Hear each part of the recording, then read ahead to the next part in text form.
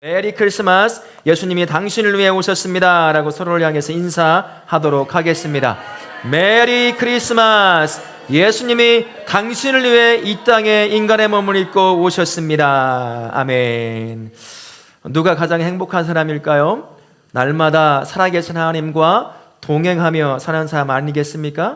그분에게 소망을 두고 사는 사람이 아마 가장 행복한 사람일 거예요. 가진 것, 주어진 환경과 상관없이 살아계신 하나님이 내 아버지 되시고 내 인생을 그분이 친히 인도해 가신다고 여기고 믿고 동행한다면 그것만큼 행복한 인생이 어디 있겠습니까? 우리 하나님은 자신의 백성을 결코 홀로 두지 않으시는 분이시기 때문이죠.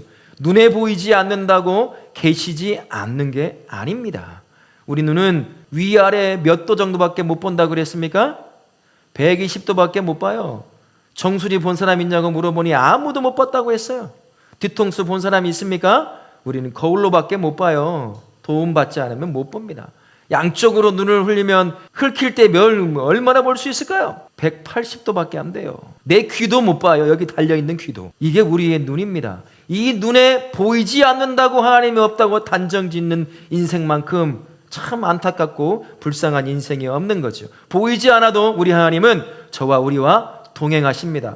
홀로 두지 않으신다는 거예요. 그 은혜에서 그분과 동행하는 자가 가장 복된 자라고 말할 수 있다라는 겁니다. 하나님은 힘없고 연약한 자, 누군가의 도움을 받지 않으면 살 수 없는 그러한 자의 삶에 반드시 개입하십니다. 그래서 지금 우리 인생에 개입하셔서 찾아와 나를 구원하신 거예요. 하나님이 찾아와 내 인생에 개입하지 않으면 내가 하나님을 만날 수 없으니까 하나님이 내 인생에 일방적으로 찾아와 그 사랑 가운데 개입하셔서 저와 우리의 인생을 구원의 길로 인도하실 뿐만 아니라 우리의 삶과 동행하시면서 우리의 삶을 인도해 가고 계신 거다라는 거죠. 그래서 사람이 가장 하나님과 동행할 때 행복한 삶이 되는 겁니다. 우리 하나님은요, 공의로우신 분이라고도 말할 수 있습니다. 공의가 뭡니까? 예수 믿는 사람에게만 하나님이 은혜와 복을 내리시지 않아요. 예수가 없는 사람들이라고 하더라도요, 우리 하나님은 공의로우십니다. 그도 아직 예수를 만나지 않았지만 그도 누구의 형상을 따라 만들어진 존재예요? 하나님 자신의 형상을 따라 창조된 귀중한 존재입니다. 그래서 그들에게 여전히 똑같이 해와 별과 달과 물과 이 땅의 삶에 필요한 모든 것들을 주실 뿐만 아니라 억울함 가운데 살아가지 아니하도록 하나님이 법도 만드시고 좋은, 예수를 믿지 않지만 좋은 사람들도 세우셔서 그들을 통해 법과 질서와 공의를 실행하게 하심으로 말미암아 없다고, 못 배웠다고, 가난하다고 핍박받는, 어려움 당하는 인생 되지 않게 하는 거죠. 물론 독재자가 세워지고 욕심을 쫓아 살아가는 그러한 사람들 리더로 세워지면 참 불행하죠. 바로 위에 우리나라가 보고 있잖아요. 한 명의 잘못된 리더가 세워지면 나라는 한순간에 흔들리고 무너질 수밖에 없습니다. 어떤 리더가 세워져야 하는지도 그래서 굉장히 중요한 거죠. 하나님은 그렇게 공의를 행하셔요. 예수 믿는 사람이라고 그 사람만을 통해서 하지 않습니다. 안 믿는 사람을 통해서, 또 때로는 환경을 통해서, 사건을 통해서, 그런 것들을 통해서도 우리 하나님은 공의를 이루십니다. 그래서 억압받고 연약한 자들이 억울함 가운데 하늘을 향하여 눈물 흘리지 않게 그렇게 만드시는 분이 공의로우신 분이다라고 할 수가 있는 거죠. 교회 공동체가 그걸 보여주는 것입니다. 사람들의 눈에, 사람들이 겪을 수 있도록 그런 공의가 살아있는 곳이 교회가 되어야 돼요. 교회 안에 능력 있고 돈 있고 지위 있고 그런 사람들이 우대받고 좋은 자리에 앉고 상석에 앉고 뭔 말을 해도 그 사람의 말이 가장 큰 능력을 발휘하는 그러한 교회, 없고 못 배우고 가난하고 그런 사람들은 단 한마디도 못하고 그런 교회라고 한다면 그건 하나님을 보여주는 교회가 아닙니다. 건강한 교회라고 하는 것은요, 가졌건 못 가졌건 하나님 안에서 평등한 곳이에요. 그래서 복음은 이퀄라이저라고 얘기합니다. 그럼 이퀄라이저가 뭘까요? 동등하게 만든다는 거예요. 세상은 밖에 나가면 어떻죠? 내가 뭘 가졌는지, 내가 얼마나 잘생기고 예쁜지, 무슨 능력 가지고 있는지, 무슨 돈 가지고 있는, 얼마나 돈을 가지고 있는지, 치유는 뭔지, 그거 가지고 사람을 차별합니다. 하지만 교회라고 하는 공동체 딱 들어오는 순간 그 모든 것들은 아무 쓸데가 없어요. 다 하나님의 자녀들입니다. 뭘 가졌건 상관이 없어요. 그런 교회가 건강한 공동체죠. 그러니 없다고, 못 배웠다고, 나이 많다고, 병들었다고 위축되고 어깨 쭈그리고 다닐 이유가 없어요. 당당하게 어깨를 펴고 다니는 사람이 교회 안에서의 성도입니다. 우리 다울학교 모든 성도님들은 어깨를 펴고 다니시길 바랍니다. 어깨 펴고 다니라고 그러니 옆 사람 어깨를 치지는 말고요. 그건 하나님 앞에 내가 얼마나 존귀한 존재인지를 깨달으라는 얘기니까요. 우리 말씀으로 한번 들어가 보도록 하겠습니다. 시인은 사람을 의지하지 않고 오직 하나님만을 바라며 찬양하게 됩니다. 첫 번째 질문이죠. 시인은 자신에게 어떤 명령을 내리고 있습니까? 할렐루야, 내 영혼아 여호와를 송축하라고 명령합니다. 시인이 귀인이나 인생을 의지하지 말라고 한 이유가 무엇이었습니까? 아무리 지위가 높고 힘이 강해도 누군가를 완벽하게 도울 수 없으며 흙으로 돌아갈 수밖에 없는 한계를 지녔기 때문입니다. 시인은 힘이 있어 보이고 능력 있어 보이는 귀인, 능력자가 있다고 하더라도 그를 의지하지 않고 하나님만을 신뢰하고 찬양하겠다고 노래하고 있습니다. 세상 모든 사람들은요, 죽음이라고 하는 넘어설 수 없는 한계를 언제나 마주하게 되어 있습니다. 꼭 죽음만일까요? 사람은 삶의 모든 순간이 누군가와 비교하고 어떤 피조물과 비교할 때 한계를 가지고 있음을 우리는 알고 있습니다. 인간은 연약합니다. 근본적 한계를 다 가지고 살아가는 존재가 인간이라고 할 수가 있는 거죠. 그래서 하나님을 아는 성도라고 한다면요, 사람의 한계를 인식하고 자신을 그리고 다른 사람을 의지하는 것이 아니라 누구만을 의지하게 될까요? 하나님을 안다면요, 하나님만을 의지하는 거죠. 그게 하나님을 아는 성도라고 할 수가 있습니다. 시편 저자는 하나님의 창조의 하나님의 놀라운 능력과 인간의 한계를 분명히 너무 잘 알고 있던 사람이었습니다. 삶을 살아보니까 인간이 얼마나 연약한 존재인지, 하나님이 계시지 않으면 언제든 넘어질 수밖에 없는 존재라는 사실을 깨닫습니다. 열심히 살았지만 결국엔 죽음의 문턱 앞에 죽어 흙으로 돌아갈 수밖에 없는 연약한 존재, 누구도 다른 사람을 의지해봐야 어떤 도움도 받을 수 없는 존재라는 것을 그는 삶을 통해서 깨닫게 되었습니다. 가장 연약한 존재가 사람이라는 것이죠. 그러니 그에게서 무슨 도움을 받을 수 있겠습니까? 인간이 진정한 도움을 받을 자가 누구겠습니까? 누구예요? 인간이 진정한 도움을 받을 수 있는 존재가요? 살아계신 하나님뿐입니다. 인간을 의지하면 실패밖에 할 수가 없어요. 시편 저자는 그것을 잘 알고 있었던 거죠. 인간의 무능함, 하나님의 전지전능하심을 깨달은 시편 저자, 성도에게 묻습니다. 지금 저와 우리에게 묻습니다. 성도님은 누구를 의지하고 있습니까? 성도님은 무엇을 의지하고 있습니까? 라고 우리에게 묻습니다. 여러분 마음에 지금 무엇을 의지하고 있습니까? 하나님 앞에 솔직하게 속으로 고백해 보실 수 있기를 바랍니다. 우리는 삶을 통해서도 그렇고 여러 뉴스라든지 여러 매체를 통해서도 인간이 얼마나 연약한 존재인지를 너무 잘 봅니다. 매일같이 보게 되는 거죠. 그런데도 불구하고 그 연약한 인간 본인 스스로를 믿거나 다른 사람을 믿고 의지하며 살려고 하는 것이 연약한 인간의 모습이라는 것을 다시 한번 오늘 하루 눈뜨고 삶을 바라보면 또 보게 됩니다. 사람은요, 의지할 존재가 아니에요. 본인도 의지할 존재가 아닙니다. 사람은 어떤 존재일까요? 서로 돕고 세워져야 될 연약한 존재일 뿐입니다. 믿고 의지하고 할 존재는 아니라는 거죠. 언제든 무너집니다. 사람은 다 변하게 되어 있어요. 누군가 저를 향해 이렇게 말했다고 그래요. 목사님이 변했어요. 저 변해요. 제 아내가 며칠 전에 의자에 앉아있는데 정수리를 사진으로 찍어서 보여주더라고요. 제가 원래 머리가요, 파리가 들어가면 이 안에서 질식해서 죽었어요. 빠져나올 수가 없었습니다. 머리카락이 얼마나 많았던지. 머리만 미장원 가서 가이라고 하나요? 그걸로 한 번만 해주면 그 자체로 머리가 시원함을 느낄 정도였습니다. 근데 사진을 찍었는데 탈모 형세에 있는 거예요. 휑하죠. 그럼 머리 더 짧게 잘라서 그런 거죠. 사람은 변합니다. 저도 이제 3년을 지나고 4년째 이 교회 안에서 지내면서 이제 익숙해지고 그러다 보니 익숙하면 익숙하지 않을 때 서로를 대했던 것들이 조금 줄어들기도 해요. 너무나 당연한 거니까.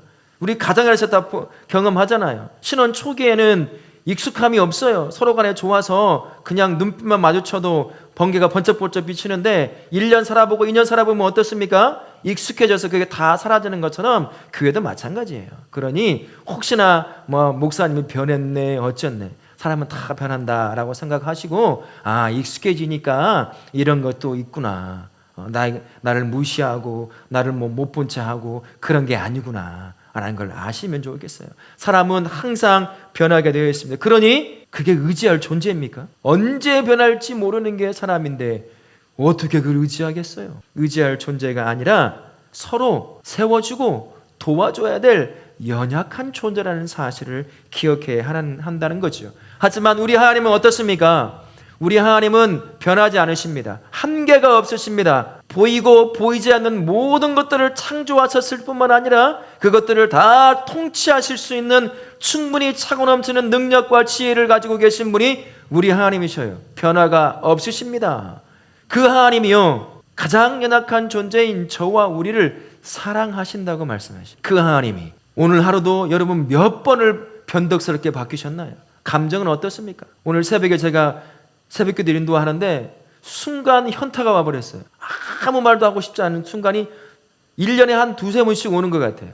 해서 뭐 하냐, 아무리 소리 질러도 아멘 소리 하나도 잘 안 들리는 것 같은 이 상황에서 이 새벽에 뭐 고래고래 찬송하고 고래고래 소리 지르고 해봐야 무슨 소용이 있냐는 것을 한순간에 파고 와버려요.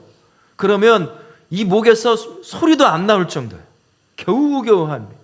오늘도 막 억지로 찬송하고 막 하면서 가라앉았던 내 마음을 다시 세우죠. 사람은 이렇게 변해요. 아침에 새벽에 본 분이 저를 본 분은 아마 목사님 아침에 그러더니 왜 오늘 밤에는 또 저 모양이야? 이렇게 생각하시는 분이 계실 거예요. 사람은 이렇게 수시로 변합니다. 의지할 존재가 못 돼요. 하지만 우리 하나님은 변화가 없으셔요. 그래서 의지할 뿐입니다. 그런데 그 하나님은 우리를 사랑하신다고 그래요. 그래서 우리를 향해 끊임없이 은혜와 복을 주시겠다고 말씀하십니다. 그 하나님을 의지해야죠. 우리는요, 원래 그 하나님이 주시는 은혜와 복을 먹고 살아가도록 창조된 사람입니다. 그런데 스스로가 잘났다고 능력 있다고 의지하며 살면 그 은혜와 복을 다 잊어버리는 겁니다.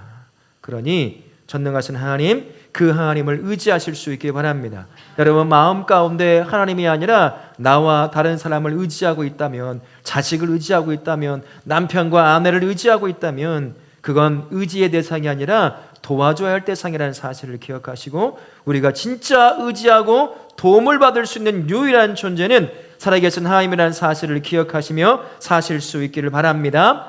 두 번째 말씀 보겠습니다. 만물을 창조하신 하나님은 세상을 공의와 사랑으로 다스리십니다. 첫 번째 질문입니다. 누가 복 있는 사람이라고 고백하고 있습니까? 하나님을 자기 두는 자라고 말합니다. 두 번째 질문, 시인이 자기의 도움이자 소망으로 삼은 하나님은 어떤 분이십니까? 만물을 창조하시고 영원히 진실함을 지키시는 분입니다. 세 번째 질문, 하나님은 창조하신 세상에서 어떻게 당신의 신실함을 나타내고 계십니까? 정의로운 심판으로 악인의 길을 멸망시키고 억울한 의인을 신원하시며 힘없고 가난한 자들과 의인들에게 사랑을 베푸십니다. 복 있는 자가 누구냐? 살아계신 하나님과 동행하는 자나요. 그리고 그분의 도움을 구하고 그분의 도움을 받으며 그분에게 인생의 소망을 두고 사는 사람이 복이 있는 자다. 의지할 자 아무도 없는 그곳에서 유일하게 의지할 수 있는 자, 존재가 누굽니까? 하나님이시죠. 그분에게 소망을 두고 사는 사람, 그 사람이 가장 복 있는 자다라고 고백하고 있는 거죠. 성도는 삶의 모든 소망을 하나님에게 두어야 합니다. 자신을 믿고 의지하고 인생의 모든 소망을 내어 맡기는 그 자녀를 향해서 우리 하나님은 절대 가만히 계시지 않습니다. 그 인생을 책임지셔요. 우리가 그걸 경험하지 못하는 이유는 그분에게 온전한 소망을 못 두기 때문이에요. 그러니까 그분의 소망을 두고 그분과 그분만을 의지하는 사람이 누리는 그 하나님을 경험하는 그것을 못 누리게 되는 거지요. 인간의 연약함과 창조주 하나님을 알게 된 저자가 누가 복 있는 자인가를 다시 노래를 통해서 우리에게 가르쳐 주고 있는 거죠. 지혜롭고 복 있는 자는 나는 연약합니다. 나는 무능합니다. 나는 무지합니다. 그래서 하나님만을 바라볼 수밖에 없습니다. 하나님이 아니면 나는 존재할 가치가 없는 존재입니다. 라고 고백하는 자가 복된 자고 가장 지혜로운 자가 아닐까 싶습니다. 무능한 자, 무지한 자, 연약하면서도 그걸 인정하지 않는 게 유일한 존재가 누구냐면 죄에 쌓여 살아가는 인간입니다. 어제도 자신의 연약함을 경험했어요. 자신의 무능함을 경험했습니다. 그런데도 오늘 또 누구를 의지하며 사느냐? 누구에게 소망을 두고 사느냐? 자신에게, 사람에게, 이 세상에 소망을 두고 살아가는 가장 무지하고 어리석은 자가 누구냐면 인간이라고 하는 사람입니다. 어제 그렇게 본인의 무지함과 무능함을 경험했으면 살아계신 하나님을 믿는다고 말한다면 이제 그분에게 한 걸음 더 나아가서 그분을 의지하고 하나님께 소망을 두어야 될 텐데 그러지 못하더라는 것이에요. 그러니 참 얼마나 무지합니까? 성도는요, 하나님을 알고 자신을 아는 사람이라고 할 수가 있는 거죠. 다른 말로 표현하면 성도는 복받을 기초를 가지고 있는 사람이라는 겁니다. 하나님을 알기 때문인 것이고 하나님 앞에 세워진 인간 자신이 누군지를 알고 있는 사람이기 때문이에요. 그런데 이 안다고 말하는 성도가 삶의 현장에서는 하나님을 의지하지 않아요. 여러분, 오늘 누굴 의지하며 살아오셨어요? 직장 생활하며 호흡하며 살아가는 동안 뭘 의지했습니까? 하나님 의지하셨어요? 누구 의지했죠? 본인 의지했죠. 내가 살아왔던 경험, 지식, 능력, 세상의 소리들, 그런 것들을 붙잡고 의지하고 그것이 나의 소망에 대해서 거기에 내 인생 걸고 오늘 하루 살다가 겨우 시간 되니 하나님이 기억나서 지금 예배에 오신 분이 계십니까? 이게 우리예요. 이게 연약한 저와 우리의 삶이라고 할 수 있습니다. 하지만 우리는 하나님을 안다는 사람입니다. 성도니까요. 내가 누군지도 알아요. 전능하신 하나님 아래 나는 무지하고 무능하고 연약한 존재일 수밖에 없다는 것을 고백하는 존재라는 겁니다. 그런데 그것을 잊은 채 또다시 자신을 의지하고 지식을 의지하고 이 땅의 것들을 의지하며 살아간다면 그것만큼 어리석은 자가 어디에 있겠습니까? 성도는 하나님이 주는 복과 은혜를 누리며 사는 존재라고 말씀을 드렸습니다. 그 전제 조건이 뭐냐면요, 하나님이 주신다는 것을 고백하는 존재입니다. 그게 전제예요. 또 한 가지 전제 조건은 뭐냐? 나는 무능하다는 것을 인정하는 겁니다. 나는 연약한 존재라는 것을 인정하는 거예요. 자신의 무능과 무지와 연약함을 인정하는 자가 그제서야 진정한 도움 되시고 의지할 대상이 되시고 내가 소망을 둘 존재가 되시는 그 하나님이 보이기 시작하는 거예요. 왜 하나님을 못 찾을까요? 왜 하나님을 못 만납니까? 자기를 의지하기 때문이에요. 이 땅의 것만 보는 거죠. 뭔가 돈을 의지하고 건강을 의지하고 사람을 의지하고 자식을 이런 의지한 다른 것들이 있다 보니 눈이 가려져서 진정한 의지의 대상이요 소망의 대상이신 하나님이 보이지 않는 겁니다. 그러니 하나님을 못 만나는 거죠. 그게 저와 우리의 삶이 될 수 있습니다. 성도라고 하면서도 그런 삶을 산다고 한다면 여러분 얼마나 안타까운 인생입니까? 우리는 하나님을 알아요. 그죠? 내가 누군지도 알아요. 그러면 누구를 의지할지 답은 명백하지 않습니까? 지금까지 경험해 오셨잖아요. 얼마나 무능한 존재인지, 얼마나 연약한 존재인지, 얼마나 아는 게 없는 존재인지, 안들 할 수 있는 게 뭐가 있을까? 호흡하고 있는데 할 수 있는 게 뭐가 얼마나 많을까? 뭐가 있습니까, 여러분? 뭐가 있어요? 할 수 있는 거예요. 지금 우리 할 수 있는 게 별로 없어요. 고작 한다는 게 뒤에 가서 남 흉이나 보고 있는 거지요. 그게 우리의 모습이거든요. 그걸 안다면 이제 진짜 나에게 복과 은혜를 주실 분, 그분을 알고 있으면 그분에게 소망을 두고 그분을 의지하는 겁니다. 남은 3일간 아니 평생 시편 여자가 고백했던 것처럼 진정한 소망을 둘 분인 하나님께 여러분의 인생에 소망을 두십시오. 그분을 의지하며 사실 수 있기를 바랍니다. 여러분 스스로 그리고 사람을 이 땅의 것 의지하지 않는 신앙인의 삶을 사실 수 있기를 바라겠습니다. 우리가 의지하고 소망을 둘 그분은 공의의 하나님이라고 시편 저자가 노래하는 것도 볼 수가 있습니다. 공의의 하나님이 어떤 분입니까? 앞에서도 말씀드린 것처럼 이 땅에 자신의 형상으로 만들어진 모든 피조물에 대한 하나님의 마음, 그 마음을 받을 수 있는 그 조건을 만들어 가시는 분이 공의로운 하나님이십니다. 믿는 자들을 향해서만 은혜와 복을 내려주시는 것이 아니라 자신의 형상으로 만들어진 모든 자들이 괴롭고 힘들고 억압받는 삶 가운데서 살지 않도록 공의를 이루어 가시는 분이 공의로운 하나님이시라고 할 수가 있는 거죠. 약한 자들이 억울한 피해를 보지 않게 도우십니다. 법을 만들게 하시고 비록 하나님을 모르는 사람이라고 하더라도요, 그들을 통해서 연약한 자를 돕게도 만드십니다. 그래서 하나님의 공의가 그들을 통해서 전 세계를 이끌어가도록 만들어 가시는 거죠. 이 때문에 하나님을 믿는 성도도 세워진 그 자리에서 하나님의 성품을 쫓아 살아가니까 그 자리에서 무엇을 이루어야 될까요? 내가 세워진 자리에서 뭘 이루어야 됩니까? 하나님과 동행하니, 공의의 하나님과 동행하니 나는 어떤 걸 하면 돼요? 내가 세워진 자리에서 공의를 이루면 되는 거예요. 정의롭지 못한 것을 정의롭지 못하다고 말하는 거죠. 부정직한 것에 관해서 눈 감아주고 이익 보려고 하는 것이 아닙니다. 아닌 것 아니라고 말하고 손해보더라도 그러는 거죠. 그래서 또 억울한 일을 당하면 그 억울한 일을 당하는 사람들을 돕는 겁니다. 언젠가 말씀드렸지만 한국 사회는요, 공의를 행하려고 할 때 굉장히 많이 어려워요. 왜 그럴까요? 공의로운 일을 하려고 시도를 하면 그 사람은 어떻게 하려고 할까요? 죽이려고 그래요. 아예 세상에서, 이 땅에서 매장을 시켜버립니다. 다시는 그런 일을 못하도록. 그래서 본보기처럼 이런 식으로 정의롭게 행하려고 하는 사람들, 너 이러면 이렇게 죽는 거야, 이렇게 망하는 거야 라는 것을 보여주려고 한다는 거죠. 이걸 깨는 게 그렇게 어렵습니다. 근데 하나님을 알고 정의를 알고 공의를 아는 하나님의 성품을 알고 살려고 하는 성도가 있다고 한다면 세워진 그 자리에서 그 공의를 이루어 가야 하는 거지요.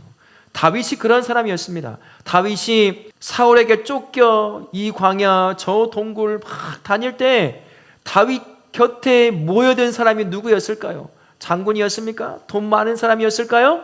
능력 있는 사람들이었을까요?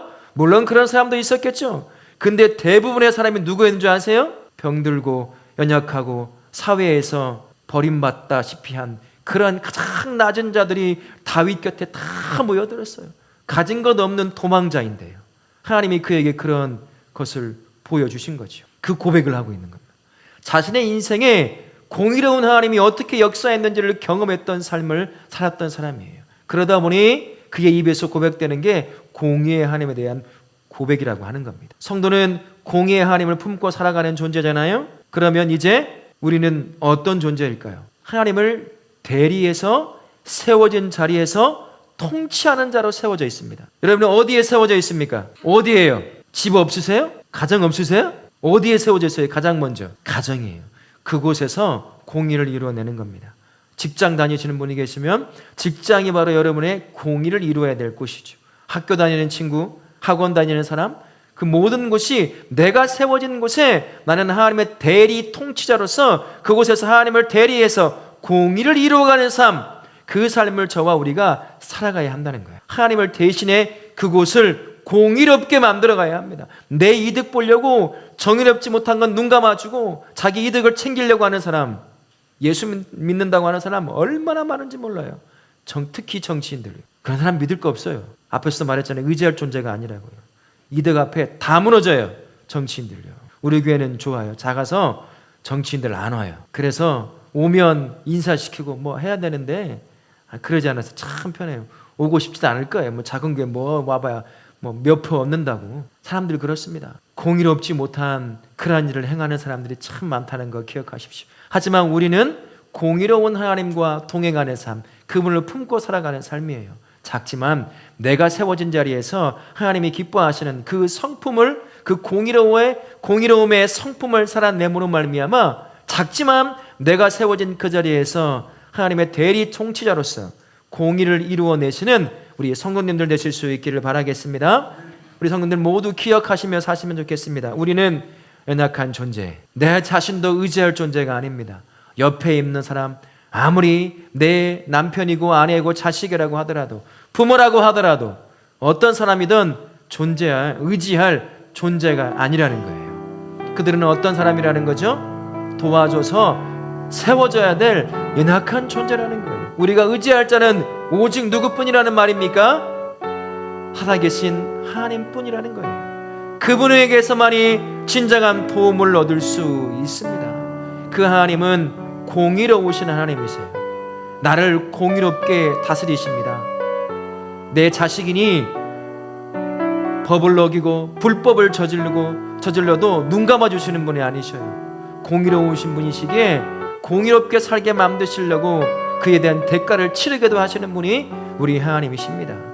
그 하나님은 나와 동행하시죠. 그래서 나는 이제 그분을 대신해서 통치하는 대리 통치자가 된 것입니다.